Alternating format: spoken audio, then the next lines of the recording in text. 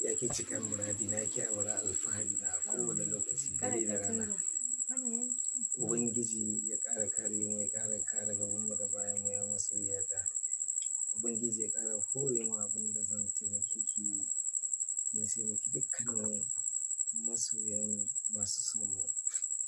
Da kan iyaye har kan abokanan zama har kan abokanan rayuwa.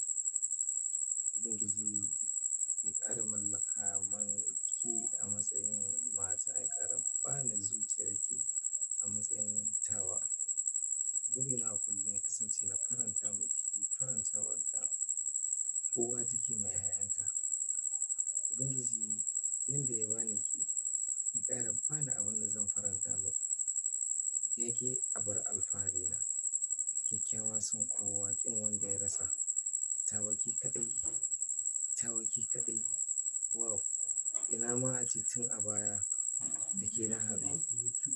Ina ma a ce tun a baya da ke na gamu. Ina ma a ce tun a da ke na rayu. Ina ma a ce tun bil azal da ke na haɗu na yi rayuwa. Ya abar alfahari na. Ubangiji ya kare gabanmu da bayanmu, ya tsare mu gabaki ɗayan mu, ya ke abar alfahari na. Ina alfahari da ke ya masoyiya. Ina alfahari da ke. Kamar haka nima ina matuƙar alfahari da kai sosai. Ya kai mijina abin alfahari na, rayuwata, farin ciki na, baki ɗaya kai ne rayuwata. Idan ba ka ba rayuwata ta tafi. Ina mai ƙara godiya Allah. Alhamdulillah. Allah mun gode maka. Allah kai kaɗai ne abin godiya. Allah Ubangiji ka taimaki mijina a duk inda yake, ka kuma ƙara tsare shi da dukkanin sharrin mutane. Ka sa shi a ta hanyar daidai. Allah Ubangiji ka bar mu mijina. Allah ka bar mu tare. Allah Ubangiji ka bar mu tare.